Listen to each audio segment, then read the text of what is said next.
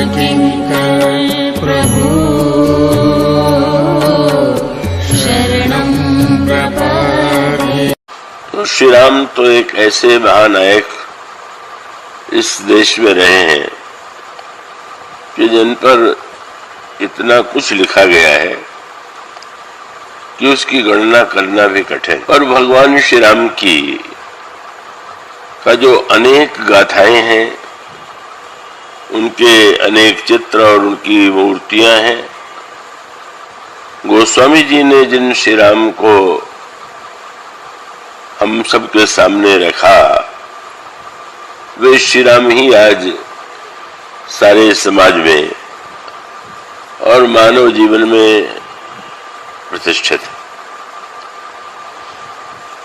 गोस्वामी जी के जो श्री राम हैं, जिनके विषय में कल आपके सामने चर्चा चल रही थी, कि उनकी जो विशेषता है वह विशेषता है जिसको गोस्वामी जी बार बार दोहराते हैं कि श्री राम से बढ़कर के कोई शीलवान नहीं। भगवान श्री राम जब विभीषण को धर्मरथ का उपदेश देते हैं तो उन्होंने सद्गुणों को रथ का रूप दिया। प्राचीन काल में योद्धा जिन रथों पर बैठ करके युद्ध करते थे, उन रथों के शीर्ष भाग पर सबसे ऊपर दो चिन्ह होते थे, एक ध्वजा और दूसरी पताका। तो ध्वजा भी अपनी विशेषता है उसकी, और जो माप संस्कृत में ग्रंथ है समरांगण सूत्रधार, दक्षिण का वह ग्रंथ है, उसमें एक पताका कितनी बड़ी होनी चाहिए, ध्वजा कितनी बड़ी होनी चाहिए, इसका वर्णन किया गया है। तो आप महाभारत में भी पढ़ते हैं या रामायण के भी कुछ पात्रों के प्रसंग में पढ़ते हैं कि व्यक्ति का जो योद्धा का परिचय होता था वो ध्वजा से जुड़ा हुआ होता था।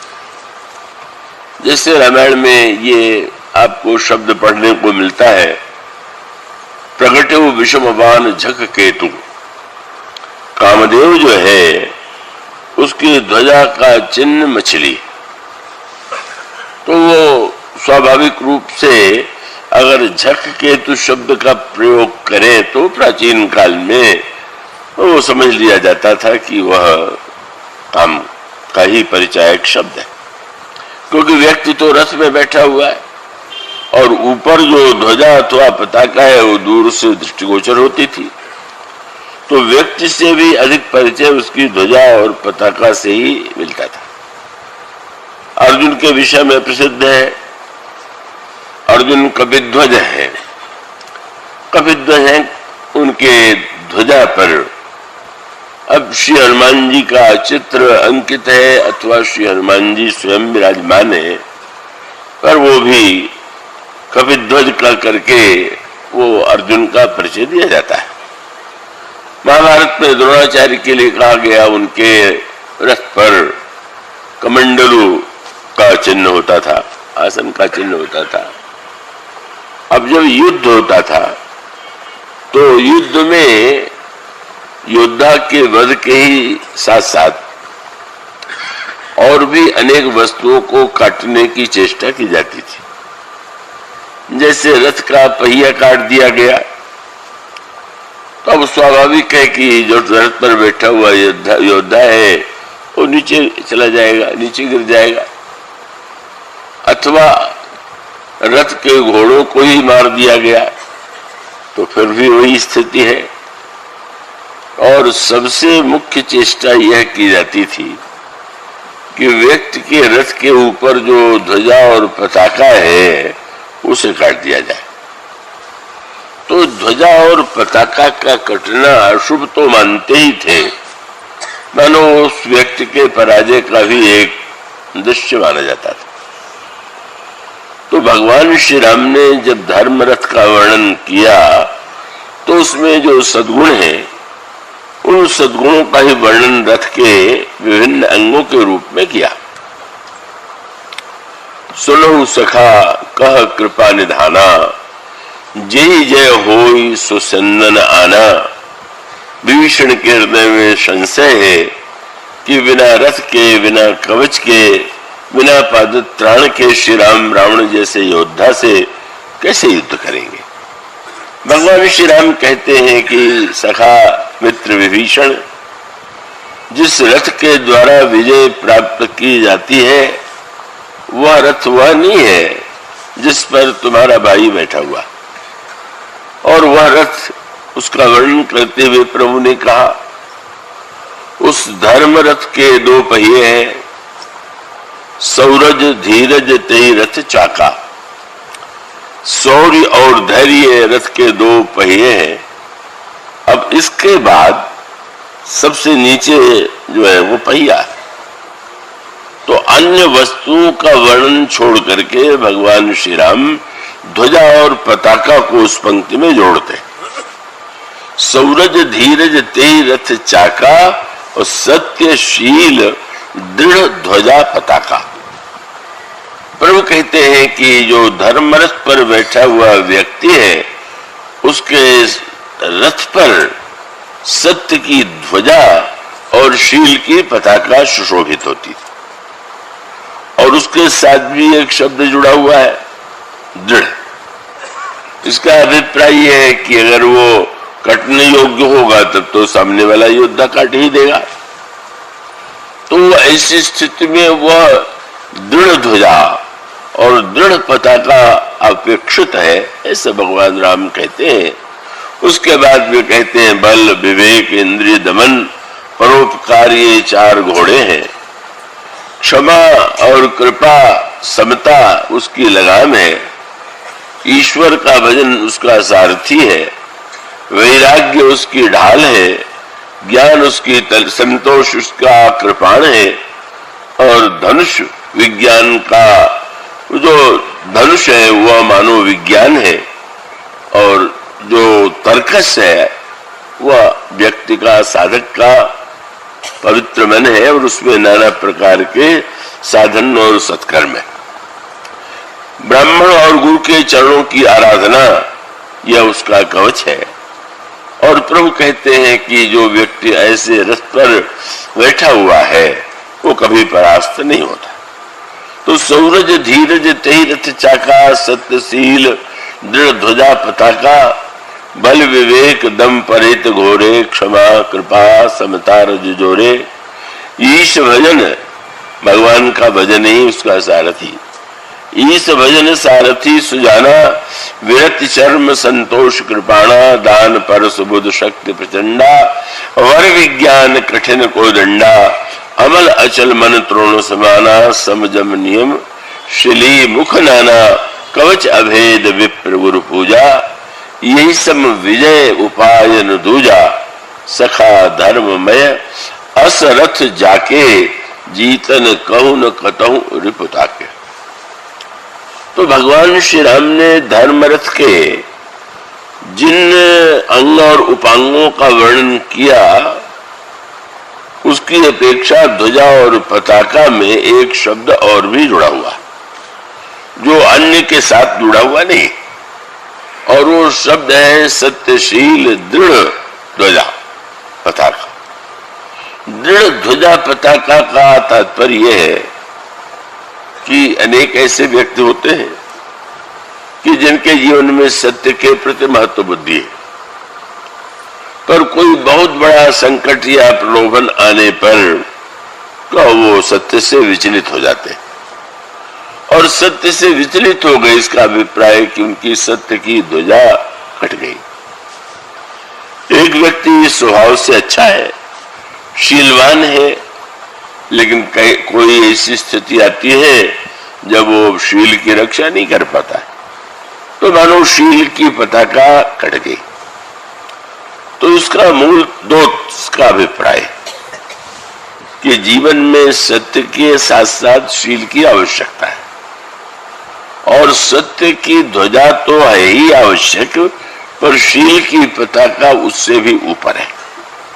और ये स्पष्ट दृष्टांत दिखाई देता है कि सत्यनिष्ठ व्यक्ति भी अनेक अवसरों पर सत्य से विचलित हो जाते हैं। महाभारत में सबसे बड़े सत्यनिष्ठ माने जाते थे महाराज युधिष्ठिर। और ये कहा जाता है कि अन्य योद्धाओं का रथ पृथ्वी पर चलता था, पर युधिष्ठिर का रथ पृथ्वी से ऊपर उठा हुआ चला करता था। वो उनके सत्यनिष्ठा का प्रमाण माना जाता था। उस समय जब भीष्म के बाद गुरु द्रोणाचार्य सेनापति बने, महान योद्धा, शक्ति के पुंज, अस्त्रों के ज्ञाता, वो निरंतर पांडवों की सेना का संहार कर रहे हैं। और द्रोणाचार्य की विजय का अर्थ है दुर्योधन की विजय, और दुर्योधन की विजय का अर्थ है कि अधर्म की विजय। अब बड़ी जटिल समस्या है। द्रोणाचार्य गुरु हैं, वंदनीय हैं, गुरु की बड़ी महिमा है, पर यह स्थिति ये है कि उसकी विजय में, उनकी विजय में गुरु की विजय नहीं है, द्रोणाचार्य की विजय नहीं है, अपितु अधर्म की विजय है। द्रोणाचार्य के साथ एक समस्या जुड़ी हुई है, उन्हें मारना सरल नहीं है। पर यह पता था, यह ज्ञात हो गया कि उनके हृदय में, जीवन में सबसे बड़ी ममता अपने पुत्र अश्वत्थामा के प्रति है। और जीवन में अश्वत्थामा के लिए उन्होंने अनेक कष्ट और अपमान झेले थे, ऐसा पुराण की गाथाओं में विस्तार से वर्णन आता है। तो एक तरह से यूं कहना चाहिए कि उनके जीवन का एक लक्ष्य ही था, हमारा पुत्र जो है दीर्घ जीवित हो और उसके समस्याओं का समाधान में कर सकूं। और तब यह लगा कि द्रोणाचार्य जब तक शस्त्र का त्याग नहीं करेंगे, तब तक कभी भी पांडव विजय नहीं हो सकते। और द्रोणाचार्य के हाथ से शस्त्र छुड़ाना किसी योद्धा के वश में नहीं। अगर किसी तरह से यह उनको समाचार मिल जाए कि अश्वत्थामा मारा गया, तो वो सब उदासीन हो जाएंगे जीवन से कि अब जिसके लिए मैं इतना प्रयत्नशील था वही नहीं रहा, तो अब क्या करूंगा। यही एकमात्र उपाय। पर प्रश्न था कि अश्वत्थामा की मृत्यु की बात तो सर्वथा झूठी होगी। अगर जाके कोई कह भी दे कि अश्वत्थामा मारा गया तो असत्य है। तो नए नए मार्ग ढूंढने गए कि सत्य का भी बचा, सत्य की भी रक्षा हो जाए और अपना स्वार्थ भी सिद्ध हो जाए। यही मानव चरित्र की दुर्बलता है। का वो लगता यह है, और ये बड़ी विचित्र बात है कि बुरा व्यक्ति जो होता है वो बुराई जो करता है वो बुराई के रूप में करता है, पर भला व्यक्ति जब बुराई करना चलता है तो उसको भी कोई भलाई का रूप देने की चेष्टा करता है। उसको संकोच लगता है कि लोग मेरे विषय में क्या कहेंगे। तो इसलिए कैसे क्या उपाय है? तो महारथी भीम, पांडवों में श्रेष्ठ बलवान, उन्होंने कहा एक उपाय है। सेना में भी एक हाथी था, उसका नाम अश्वत्थामा था, और उन्होंने कहा कि मैं अश्वत्थामा हाथी को मार देता हूं और उसके बाद सूचना दे दूंगा जाकर के द्रोणाचार्य जी से कि अश्वत्थामा मारा गया। मानो किस तरह से का वो सीधे असत्य के पाप से बचने के लिए अश्वत्थामा हाथी को मारते हैं। जाकर कहते हैं कि अश्वत्थामा मारा गया, लेकिन भीम पर भरोसा नहीं है द्रोणाचार्य को। राजनीति में व्यक्ति झूठ भी बोल लेता है सफलता के लिए। हो सकता है कि ये युद्ध से मुझे दूर करने के लिए, विरत करने के लिए झूठ बोल रहे हो। अब क्या हो? उस समय एक बड़ी विलक्षण सी स्थिति हुई। तो पूछा गया द्रोणाचार्य से कि आप किसके कहने पर इससे सत्य मानेंगे। भगवान कृष्ण ने कहा कि यदि मैं कहूं तो, बोले मुझे आप पर तो बिल्कुल भरोसा नहीं, आप तो समय समय पर न जाने कितनी बार असत्य बोला करते। भगवान कृष्ण के विषय में उस समय ऐसी ख्याति थी, तो फिर किस पर आप विश्वास करेंगे। तो उस समय उनका धर्मराज युधिष्ठिर कि सत्य निष्ठा पर मुझे विश्वास है, अगर वे कह दें तो मैं विश्वास कर लूंगा। अब भगवान कृष्ण ने कहा कि आप करिए। अब भगवान कृष्ण की जो दृष्टि है और समाज और लोक की जो दृष्टि है उसमें अंतर है। भगवान कृष्ण का तात्पर्य यह है कि अगर व्यक्ति का सत्य अधर्म के विजय का कारण बने तो इससे बढ़कर के तो सत्य का कोई दुरुपयोग नहीं होगा। तो ऐसी स्थिति में वे चाहते हैं कि लक्ष्य को दृष्टिगत रख करके वाणी के असत्य को यदि वे माध्यम बनावे तो इसमें अनौचित्य नहीं है।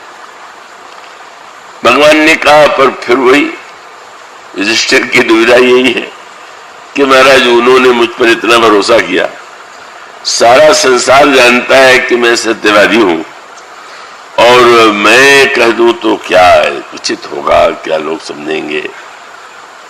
तो अंत में उन्होंने एक उपाय सोच लिया।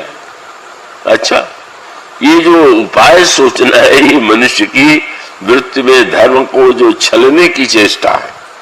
किस तरह से धर्म को हम छलते हैं, और धर्म को छलने का अर्थ है अपने को छलते हैं। एक बड़ी अनोखी बात, बुरा व्यक्ति केवल सामने वाले को छलता है, पर अच्छा व्यक्ति जब छलने चलता है तो पहले अपने को ही छलता, अपने को ही धोखा देता है।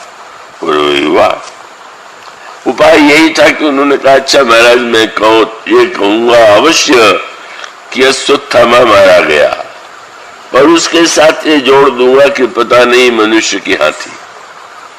अश्वत्थामा हतो नरो वा कुंजरो। सोचिए उस युग का धर्मराज कितना अपने को धोखा दे रहा था। जब पता है कि हाथी मारा गया तब ये कहना कि पता नहीं हाथी की मनुष्य, असत्य ही तो है। पर उनको ये लगता है, संतोष कर लेते हैं कि भाई मैंने तो ये नहीं कहा कि वो अश्वत्थामा मनुष्य मारा गया, मानो अपने आप को किसी तरह से भुलावा देने की चेष्टा करते। पर प्रश्न यही था कि अगर ऐसे कह देंगे तो द्रोणाचार्य कहेंगे अब मैं क्या कैसे करूं।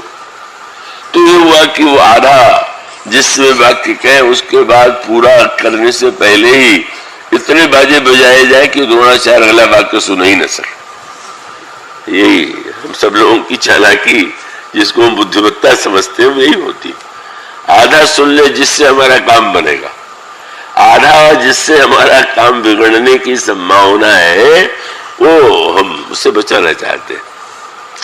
अब यह जो धर्मराज की चेष्टा है, और अंत में हुआ उन्होंने कहा अश्वत्थामा हतो, उसके बाद वो अगला वाक्य कहे तो इतने बाजे बजे कि वो सुन नहीं पाए और उन्होंने शस्त्र का त्याग कर दिया, आसन पर बैठ गए ध्यान में।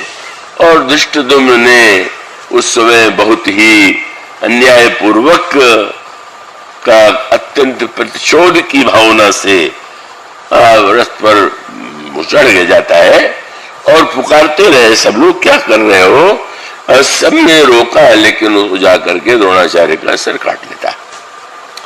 स्वाभाविक है ये घटना घटित हुई, अर्जुन को बहुत क्रोध आ गया, लेकिन फिर वही प्रश्न है, कहीं न कहीं जाकर के हर व्यक्ति रुक जाता है।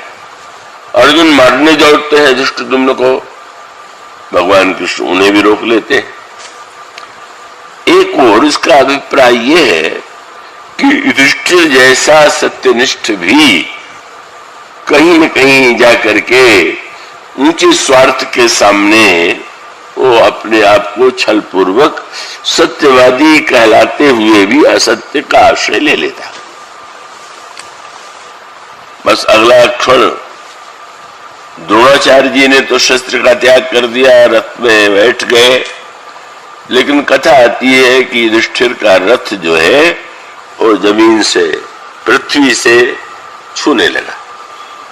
तो मानो पृथ्वी ने यही कहा कि कहा जाए कि भाई पृथ्वी सिद्ध करती है कि तुम अभी तक सत्यनिष्ठ थे, अब नहीं हो। पर भक्तों ने इसे दूसरे दृष्टि से देखा।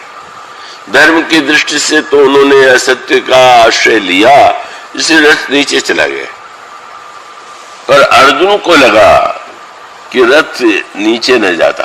क्या भगवान कृष्ण के आदेश को आज्ञा मान करके यदि वे बोलते तो ऐसा न होता।